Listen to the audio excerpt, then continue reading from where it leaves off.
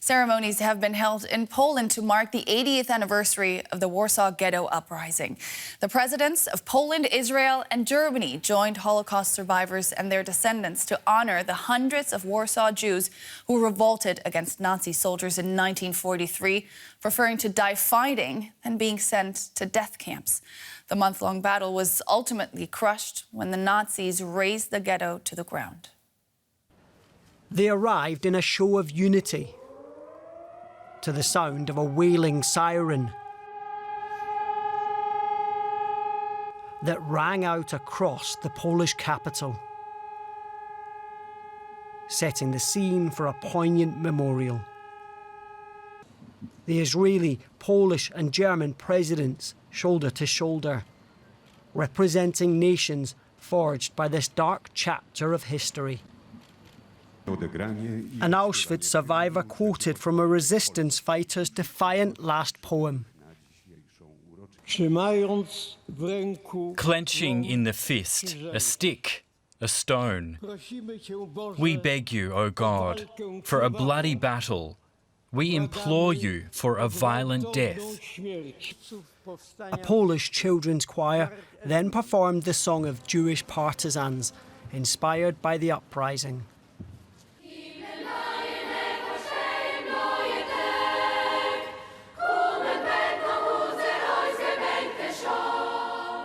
The Warsaw Ghetto was in effect a 3-kilometre square open prison. Its inhabitants, almost 500,000 Jews, subjected to a Nazi campaign of dehumanisation. Abuse, starvation and systematic murder were rife. In 1943, residents rose up in revolt, but they were massively outnumbered. Powstanie w getcie warszawskim jest dla mnie. The Warsaw Ghetto Uprising is to me, as President of the Republic of Poland, and to us today, first and foremost a symbol of courage, determination and bravery. The will to fight for one's freedom, the will to take decisions about one's fate, fearless bravery and absolute determination. The evil existed, the Nazis and their supporters. There was also right, the victims and the insurgents. We have to hand over this heritage to the next generations, the heroism of the insurgents. The German president, invited for the first time to this anniversary, then apologised for the crimes of his ancestors.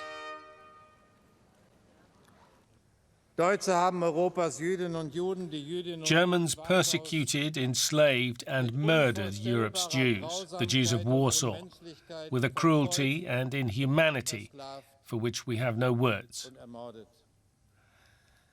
I stand before you today and ask for forgiveness for the crimes that Germans committed here.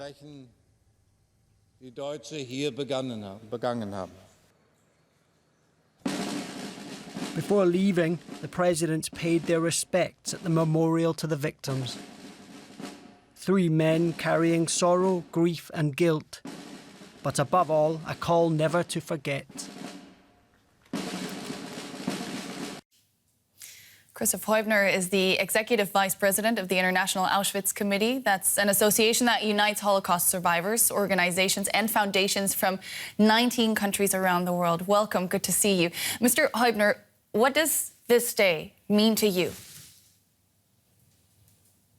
Well, it's a day of emptiness and sadness, thinking about all these murdered people who were not only in the ghetto in Warsaw, but in the ghettos in Łódź and many other places, and who are not longer with us. And so it's a day which still is empty and sad, even if today we had the sign of being together, Germans, Poles and Israelis.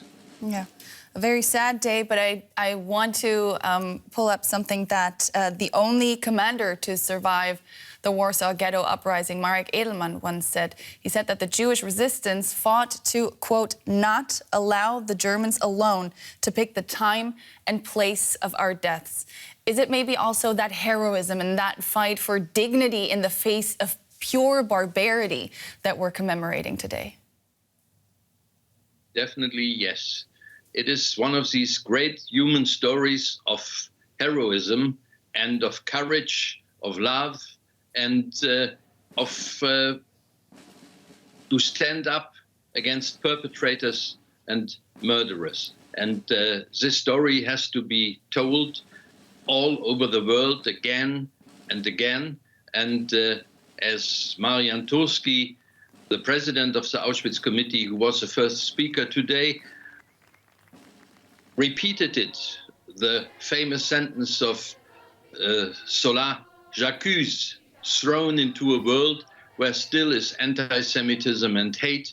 And so this story has to be told because it is an actual story.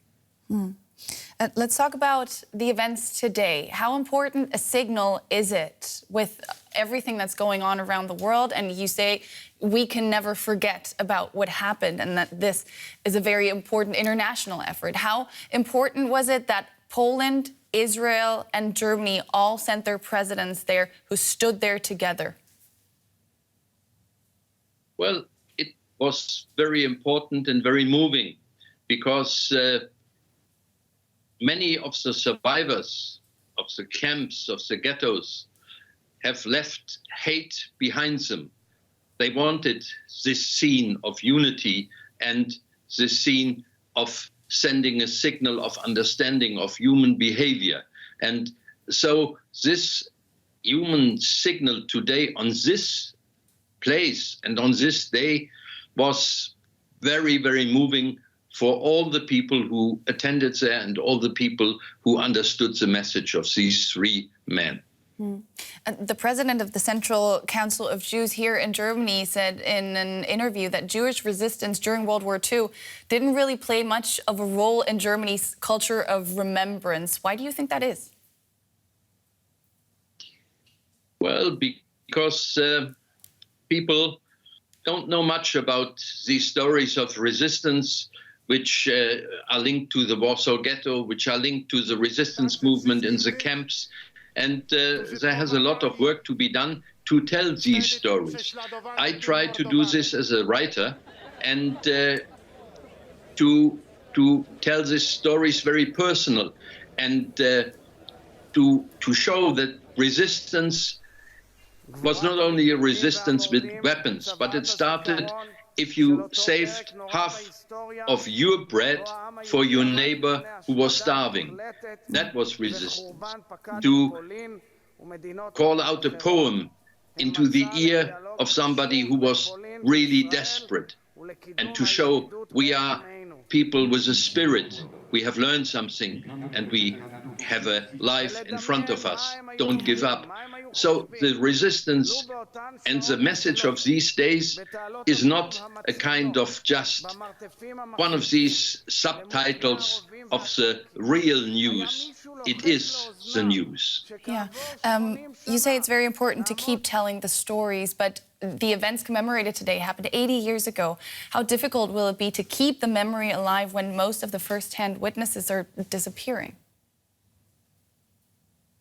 Well, you have to tell the stories the way I tried to describe it.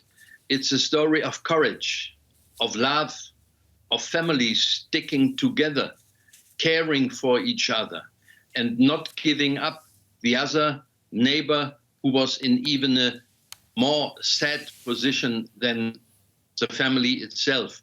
It's neighborhood, it's friendship, it's help, it's solidarity. It's all these stories we need to listen during these days of a new war and of anti-Semitism, of this kind of hate stories which are in the internet going around. We need stories that human beings, even under pressure, can behave human just in the face of those who are inhuman. Christoph Heubner, Executive Vice President of the International Auschwitz Committee. Thank you so much for that and for your time. Thanks for having me.